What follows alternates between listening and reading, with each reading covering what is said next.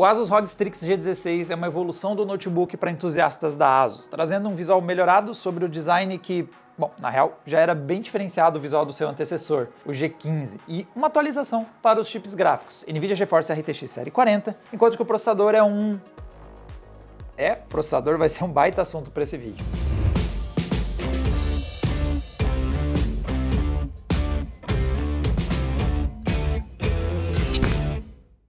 Vamos começar as nossas impressões pela parte de fora antes de a gente discutir as partes internas do G16. A linha ROG Strix é uma linha de notebooks bastante diferenciados quando o assunto é visual, com o uso de linhas bem arrojadas, típicas aí da linha ROG, combinadas com esse belo efeito de LEDs, que tem principalmente esse aqui na frente da base do notebook, mas também um teclado retroiluminado IBNT2 também bem interessante. Até para ligar, na real, esse cara não faz as coisas muito discretamente. É claro que tudo é personalizável, então dá para mudar o padrão das luzes ou até mesmo desligar tanto as luzes quanto o barulho que ele faz toda vez que você liga. Mas acho que talvez você tivesse aparelhos bem mais baratos se você estava procurando um perfil tão mais discreto. Isso é justamente um dos diferenciais do modelo ROG Strix. A tela é um competente display de 165 Hz, usa resolução Full HD no formato 16:10, aquele 1920 por 1200, dá uns pixelzinhos a mais de altura. Tem boas cores, baixa distorção de imagem e um dos destaques, as bordas em torno do display são realmente muito estreitas, então ele tem um excelente aproveitamento de área disponível. Vamos dar uma olhadinha no projeto interno, principalmente a parte de abertura, para quem quiser fazer ou manutenção, trocar pasta térmica ou quem sabe dar upgrades. Aqui temos uma grande quantidade de parafusos, então vamos que vamos. Uma coisa legal do projeto que a Asus costuma fazer com frequência, esse parafuso não sai e ao mesmo tempo ele já empurrou a carcaça um pouquinho para cima, então ele já está começando a tirar ela, às vezes você tem que ficar pegando coisas para puxar, o parafuso ao mesmo tempo que não sai, já levantou um pouquinho, facilita aqui para puxar.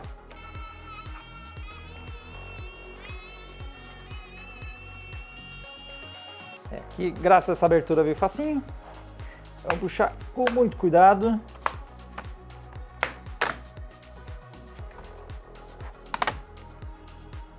Uma melhoria importante do G15 para o G16, saiu a tampa toda do G16 sem nada. A geração G15 tinha um problema que tinha uma fitinha de LED que estava conectada porque os LEDs saíam junto com a tampa da parte de baixo. Então você tinha que tomar muito cuidado quando você abre para não estragar a fita de LED que agora está incorporada na parte de baixo. Ficou bem mais seguro fazer essa abertura aqui na nova geração. E aqui estão os componentes que a gente tem acesso. Primeiro é que a gente vê que não tem duas fãs como costuma ser, são 3 fãs.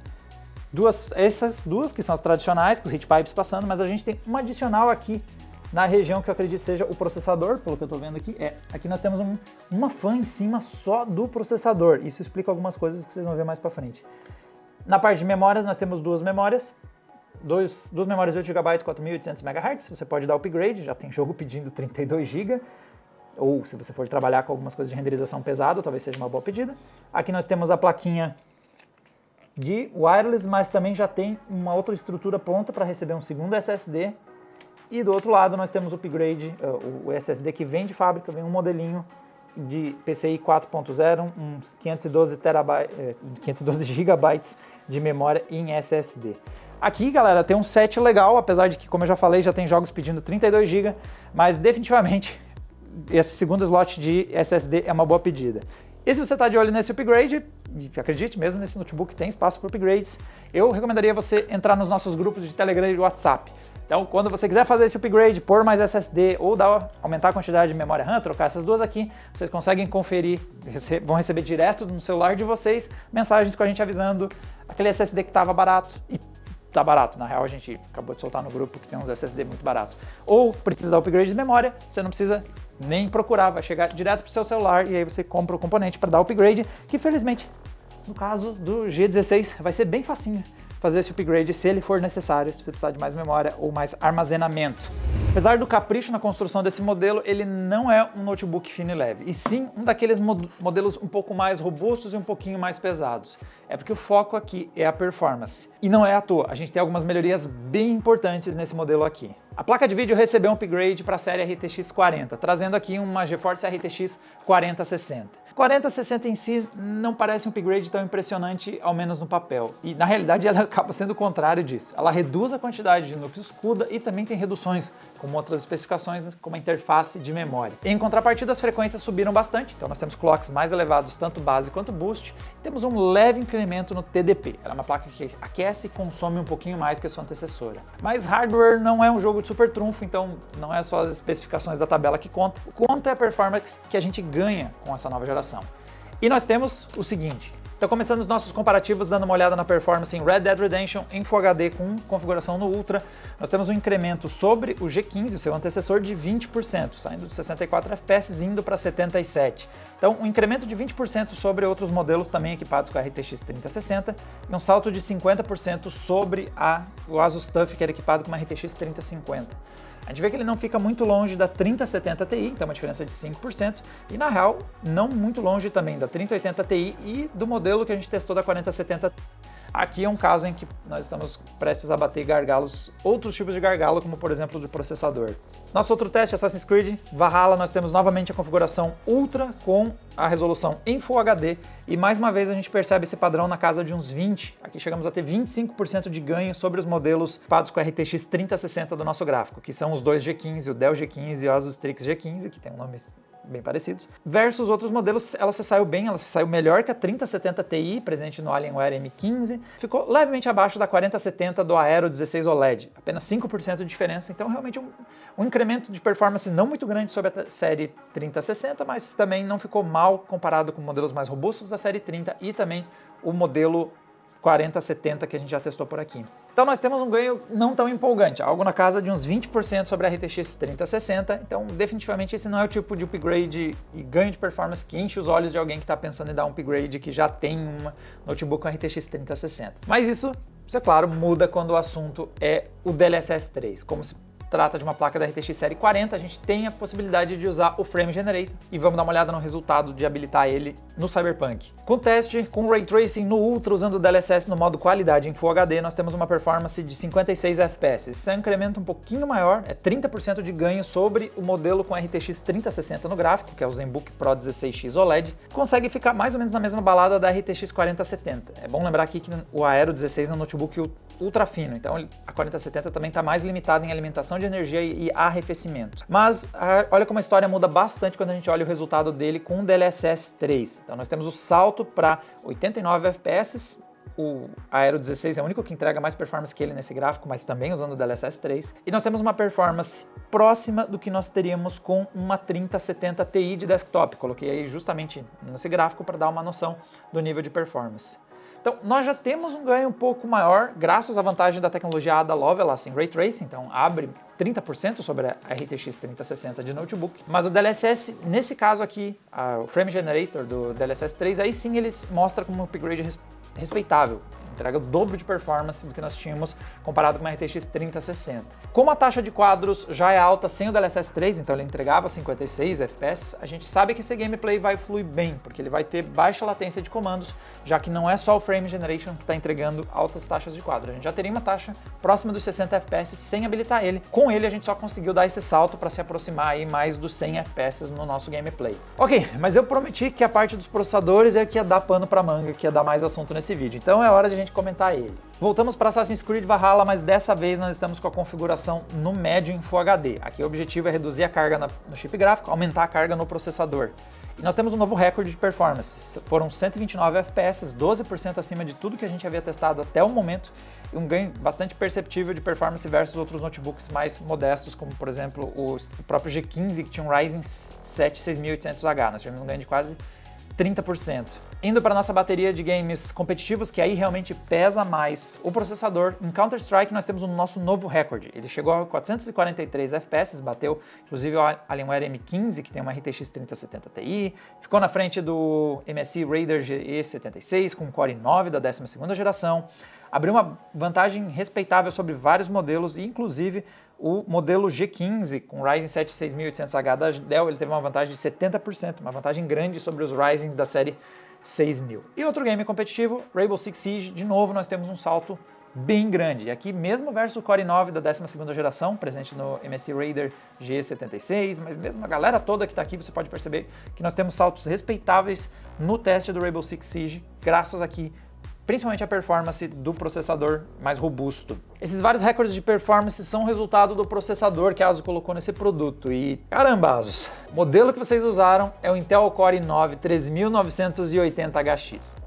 É o processador mais potente possível para você colocar em um notebook usando a 13ª geração Intel Core. Ele é muito mais potente até mesmo que o Core i9 13900H, que é o modelo usado no Aero de 16 polegadas OLED, que até o momento era um dos nossos recordes em vários testes, que tem mais performance mesmo que ele. Isso é porque nós estamos falando de um processador que tem 8 núcleos de performance e 16 núcleos de eficiência. Isso é a mesma configuração de um Intel Core i9 13900K de desktop. Isso dá o total 32 threads em um notebook. Se isso já reflete em games, se preparem para ver o que acontece em ciclos de trabalho onde quando o processador é mais potente, ele é mais impactante no resultado final. Começando com o Cinebench em single thread, nós temos um recorde entre os notebooks, ele chega a 2.000 pontos, uma pontuação realmente muito alta para esse cenário, batendo Core i5, Core i7, batendo Core i9 da 12ª geração, batendo Core i7 da 13ª geração, nosso novo recorde em single core. Mas é quando a gente vai para o multithread que, eita, o G16 é o nosso novo recorde, abrindo 60% de vantagem sobre o melhor teste que nós já havíamos feito, que é com o Alienware M15R7, equipado com i7 da 12ª geração. Mesmo aquele notebook bastante parrudo e um excelente processador, ele foi engolido, como todos os outros processadores do nosso gráfico, com um salto de 60%. Quando a gente pega a performance do Strix da geração anterior, nós temos um ganho de 110%. Realmente um salto muito grande da ASUS na performance desse componente, na comparação nesse teste que é muito focado em processador. Inclusive, o salto é tão grande que a gente decidiu dar uma pinceladinha em como é ele no nosso benchmark de processadores de desktop. É um cenário completamente diferente do que a gente normalmente faz. Notebooks estão muito restritos quando você olha aqui a questão de espaço, alimentação de energia, nós temos restrições muito maiores aqui do que nós temos em desktop. Só que a performance foi tão alta que a gente decidiu dar só uma olhada para ter uma noção de comparação. E aí o resultado é que em single thread ele performa muito próximo dos processadores mais potentes do mercado, então fica menos de 10% atrás do Core i9 3900K, empata praticamente com o Core i7 3700K, mas é no multithread que é impressionante ver que ele performa na mesma balada de um Ryzen 9 7900X, um processador de 12 núcleos e 24 threads de desktop, claro, com muito mais margem de aquecimento e performance e tudo mais, e fica só 5% atrás de um Core i7 3700, versus a versão de desktop, ele fica uma diferença aí 26% inferior de performance, considerando o grande nível de restrição que a gente tem aqui, por conta justamente do projeto, vê que nós estamos falando de um notebook, não estamos falando de um liquid cooling de 360 milímetros, podendo oferecer 300 watts se o processador pedir. Não, nós estamos em restrições maiores e ainda assim a performance dele é nível de um desktop, mas está aqui na palma da minha mão. Pesa 2 kg, mais de 2 kg, é pesadinho, mas cabe numa mochila, dá para carregar. Olhando outros testes da nossa bateria, nós temos também o V-Ray, onde obviamente ele também massacrou todos os notebooks que participaram do gráfico, todo mundo ficou na poeira, mas essa vantagem não é tão grande quando a gente olha alguns outros testes que pedem mais também a participação da GPU. Então, por exemplo, no SpecView Perf, usando o 3ds Max 07, ele faz um bom uso de uma placa de vídeo com muitos núcleos, então vê como a 3080 Ti do MSI Raider saltou por ser um chip gigantesco, enquanto que a 4060 ficou aí uns 5% atrás só da 4070 e ficou uns 20% à frente da 3060. No teste do SolidWorks, nós também temos esse cenário em que ter esse processador monstruoso não fez ela se diferenciar tanto assim. Temos um ganho de 15% sobre notebooks equipados com a RTX 3060 e ficou novamente uns 10% atrás da RTX 4070. Aqui não bastou as novas tecnologias Ada Lovelace para dar saltos, né? Realmente são testes que pedem placas de vídeo com muitas unidades computacionais para entregar altíssima performance e o processador não vai ser o suficiente para entregar um resultado recordista como foi em outros dos nossos testes. Quando o assunto é o uso intenso de processador, nós não vimos nada mais impressionante que o modelo ROG Strix G16. Resultado tanto da alta performance desse processador da nova geração da Intel, quanto também o competente projeto da ASUS ROG Strix, que conseguiu dar conta de lidar com um processador com tantos núcleos e tantos threads e com frequências tão altas de operação. E tudo isso num corpo relativamente compacto, não chega a ser um notebook leve, mas ele é possível de carregar na mochila e mantendo uma produção de ruído dentro de níveis aceitáveis. Então, exceto quando a gente ligou o modo turbo das fãs, ele produz pouco ruído, ainda mais considerando o processador que está aqui dentro. E o que é ótimo é que mesmo com tanta performance, esse notebook conta com a geração mais nova da tecnologia NVIDIA Optimus. E em nossos testes, ele conseguiu entregar uma boa duração de bateria em atividades leves. Usando o modo Ultimate, ele chega, usando nesse caso aí somente o chip de alta performance, usando a 4060 o tempo todo, nós temos quase 4 horas de autonomia, que é um resultado ok. Mas usando a alternância automática entre o chip gráfico dedicado e integrado do processador, nós temos mais de 7 horas de autonomia, o que é um excelente resultado, coloca ele junto com os notebooks gamers com melhor duração de bateria. Em games, isso representa quase nada de perda de games, principalmente GPU bound, com frequências não muito altas. Como é o caso do Red Dead Redemption, a gente vê que as taxas de quadro praticamente não são impactadas quando a gente troca entre esse modo usando sempre a 4060 ou deixando o NVIDIA Optimus alternando entre os dois gráficos para ter performance ou para ter economia de energia. Quando a gente olha outros casos como o CS, o impacto é um pouco maior, então games focados em CPU bound, principalmente com altíssimas taxas de quadro, você pode ver uma perda de performance, mas como vocês podem perceber no gráfico, ela está longe de tornar esse notebook pouco competente para encarar esses games. Então talvez seja mais prático você deixar o NVIDIA Optimus fazendo essa alternância, buscando autonomia quando você não está jogando e ligando os gráficos quando você quer desempenho.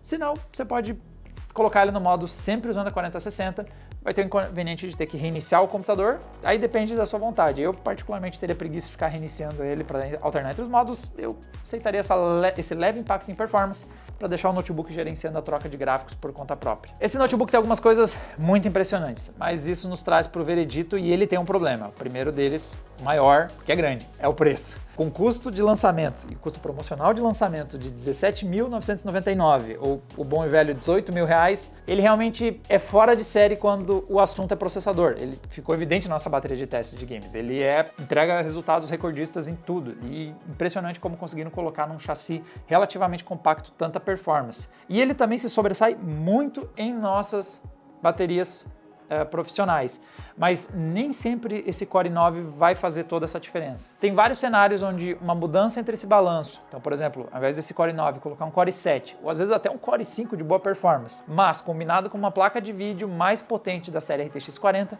poderia ter um impacto maior em algumas aplicações profissionais aceleradas por GPU, como foi ali o caso do SpecView Perf, e sem dúvida você teria um ganho maior em vários dos games. Mas se você está procurando um notebook com uma performance monstruosa em processamento, com quantidade de threads infinitos, basicamente, eu não tenho nada mais potente, mais compacto e mais estiloso para te oferecer. Galera, essa é a nossa análise do Asus G16.